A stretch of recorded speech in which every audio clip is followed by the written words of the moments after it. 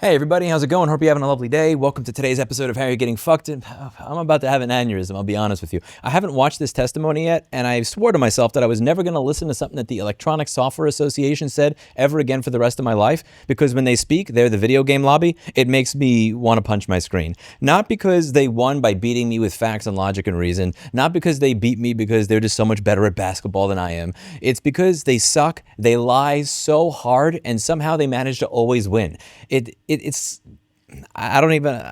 I'm probably going to give myself an aneurysm watching this, but I'm going to allow you to have the aneurysm along with me. So let's go. I was in California on Tuesday for the 3D printer blocking bill, and I missed this, which was on Monday. Unfortunately, I wasn't able to make it to this, and I wish I did because...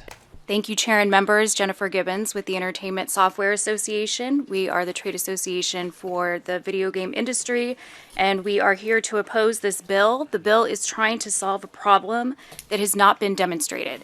It rests on two flawed premises. One, that consumers who purchase a license for a video game should have access to it indefinitely.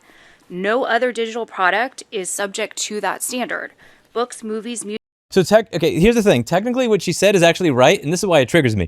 Technically, other forms of digital media are not subject to that standard. You can very easily buy a movie or a television show from the PlayStation Store. You can literally have Sony tell you that as of September 1st, because Play has no limits, you will no longer be able to watch any of your previously purchased Studio Canal content, and the content will be removed from your video library. They've removed movies and television shows from people's libraries after they purchased it. If we're talking about books and textbooks, you can very easily buy a lifetime license to a textbook that is not really a lifetime license. As I went over here, you can buy a lifetime license, $109.99, but then you have to scroll down all the way over here and click this little link that's hiding over there to figure out that is lifetime typically means 5 years of access. Lifetime typically means 5 years of access or download to a supported device. Keyword supported. Once the device is no longer supported, you can't open your file. Now, they are correct because California has a false advertising law that says that you cannot sell something with the use sell, sold, or purchase if you have the ability to take it away from a customer. And what I did is I asked all of my subscribers if they would mass report these and send letters to the Attorney General. And after hundreds to thousands of you sent your letters to the Attorney General, you know what happened? Nothing! Fucking nothing! She's right! Why are video games this protected form of media when clearly you could take away people's movies, you can take away their television, you can take away their books? Why shouldn't we be able to take away their games? She's right. That doesn't make it okay. Music, software, and online services are not required to remain available forever, yet this bill would apply that obligation to video games. This is a significant change in policy that should be seriously considered.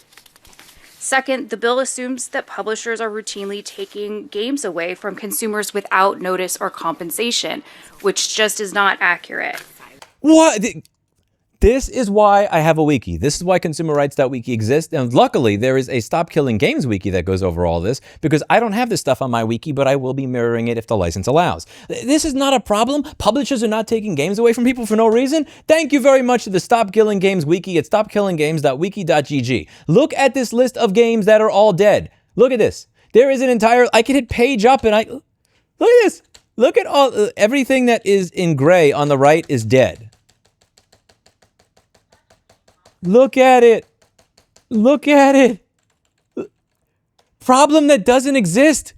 The examples cited in the analysis don't support the claim. In nearly every case, consumers received advance notice that online service would end, and many of these games were available for 5 to 10 years before they were sunset. Giving me notice that you're taking away what I bought and paid for does not make it okay. This is a question of consumer satisfaction, not consumer protection. Finally, compliance options in this bill raise serious safety and legal concerns.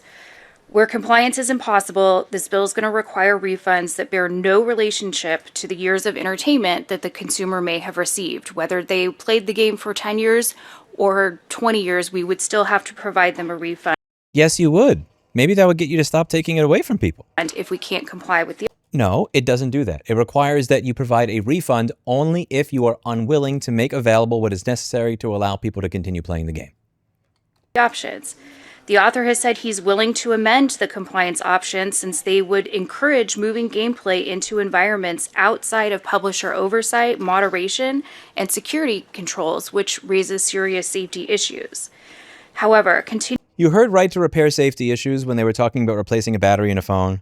Jim Farley was talking about safety issues. Somebody could kill themselves if they fix their own car.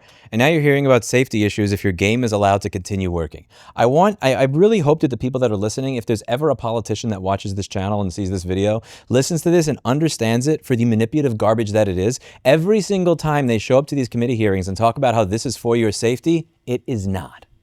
Continuing to require games to be provided indefinitely cannot be done without legal and safety issues. The other case in the analysis is The Crew, which was online for 10 years. So they did not offer refunds, but there was 3 to 5 month advance notice, if I recall. So notice and refunds are standard industry practices. In the analysis, there's one example. During a reasonable time, 10 years, maybe not so much. 10 years, no. But standard video game retailers will also provide refunds within 14 days if you bought a game and you didn't play it and wanted to return it. So there's also that option. And can you, the author, one part of the bill is around the ability to go on a community server. The author is stating that that's currently allowed right now, so long as you're, if I don't want to misunderstand what you said, as a member. That's correct. Minecraft is currently hosted by community servers. Call of Duty community servers. So it's an option that is out there in existence here today. They're illegal and they are not in any way affiliated with Microsoft. Microsoft for Minecraft has gotten a lot of criticism because. Okay. I'm not a gamer. This is not what I do. I've never played Minecraft in my life. The last time I got involved with games was playing Dota in 2015. But where is this?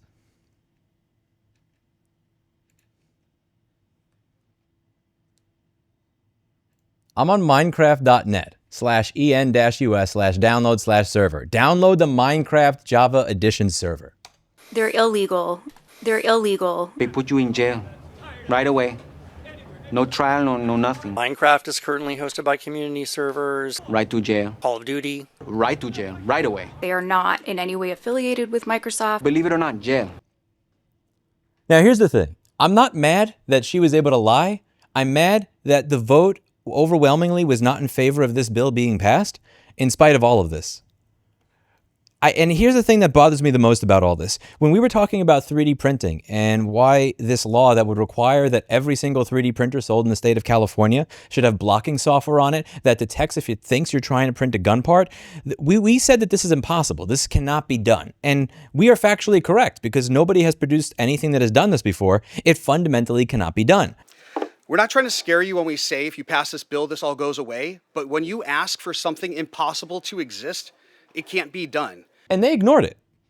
They voted in favor of that stupid-ass bill anyway, in spite of a line of 254 people showing up and saying that that's not possible. Now, the ESA shows up there and says, we can't just make a video game that lasts forever. That's not technically feasible, even though we have evidence from the 70s to the present that that's totally possible. Every single fucking game that I can think of that was made from the 70s to like 2006, 2015-ish, around that time, was playable forever. Now they're saying it's not technically feasible to have a game that's played forever. And the legislators just bought it. They're like, oh yeah, I guess they're right. You know, it's not technically feasible to do this, so I guess I'm just gonna vote against it.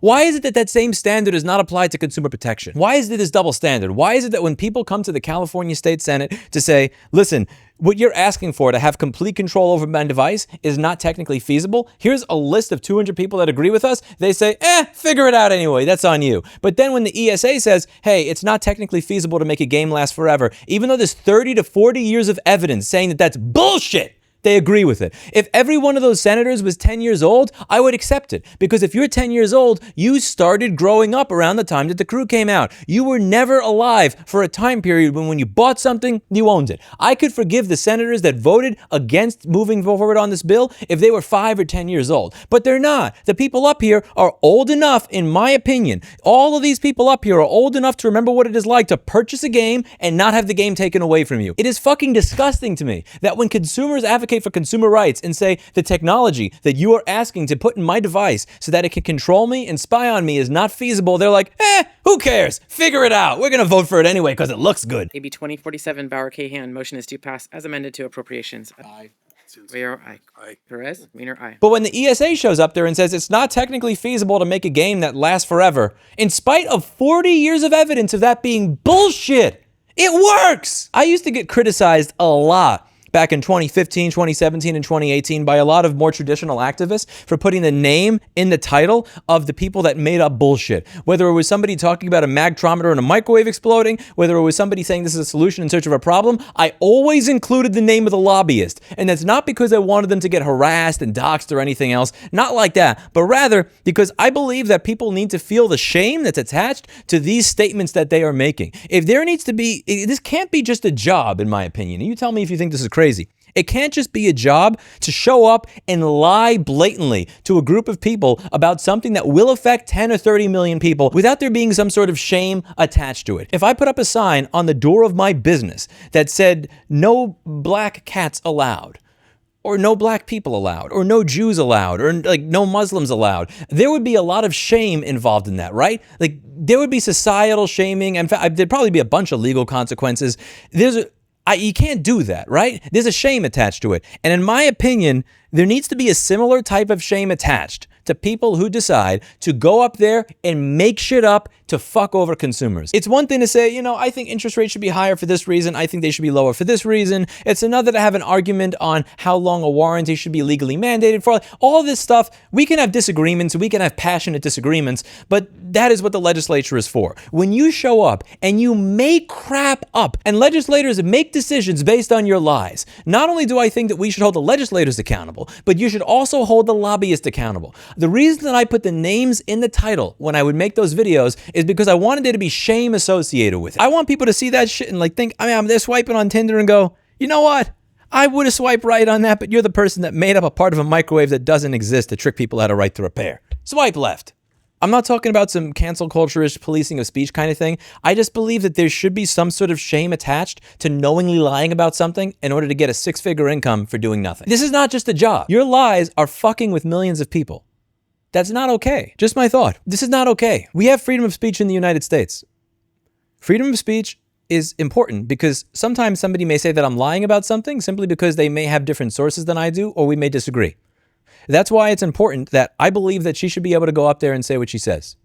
That doesn't mean I don't think there should be shame attached to it. If you're going to fight against ownership based on bullshit, I think that there should be a societal shame attached to it. I stand behind that all the way. There are lots of things that I don't do at my company, not just because I'm not a greedy asshole, but because my name is attached to it. My name is in the name of the company. It takes you 10 seconds to Google and figure out where I live. Probably 3 if you're smart. I'm accountable to the world, and I understand that. Knowing that my name is attached to my business and my reputation and the actions that I take in the world tempers me from doing stupid shit and from just making things up that are not true so I can make a few extra $100,000 a year at the expense of the concept of ownership. This disgusted me. It really did. Let me know what you think in the comments down below. And honestly, at this point, I'm just sick and tired of hearing about California as if it's this bastion of consumer protection, this bastion of privacy. No, it is not. No, it really isn't. She just made up a bunch of garbage that wasn't true. I have pages upon pages of shit going over how she is completely full of crap. It didn't work. With the 3D printing bill, the person who is the chair of privacy for the entire state, 30 plus 40 million people almost, is the one that is pushing forth a bill that would require your 3D printer to report every single thing that you do with it. And at the same time, I think we have real concerns about privacy and data right now, as the chair of privacy was so well known. Thank you, Mr. Chair. Yes, and to your point, as the chair of privacy who defends the privacy of Californians, and I believe I do. The chair of privacy is erasing the Fourth Amendment in the state. And the arguments that work for her don't work for us. I don't believe that the California state legislature is a legislature that cares about the little guy or consumer rights. I think it's branding. And I've proven it. I've given California over 14 months to show that they give 2 shits of a fuck about any of the own laws they've passed on ownership. They don't. If you live in California, you should email your senator. Show them this disgusting display. Link them to this and explain why it matters to you. Explain how this affects your vote. Make sure they understand that. That's it for today. And as always, I hope you learned something. And if you're watching this ESA, go fuck yourself. You may have won the short-term battle, but you're going to lose the long-term war. Because the truth always wins in the end. It may take it a little bit longer. It may have to go through a harder fight, but it always wins in the end. See you in the next one. Bye now. We also have the duty not to infringe the IP rights in the process. It is in fact the manufacturers who have the relevant rights, not consumers.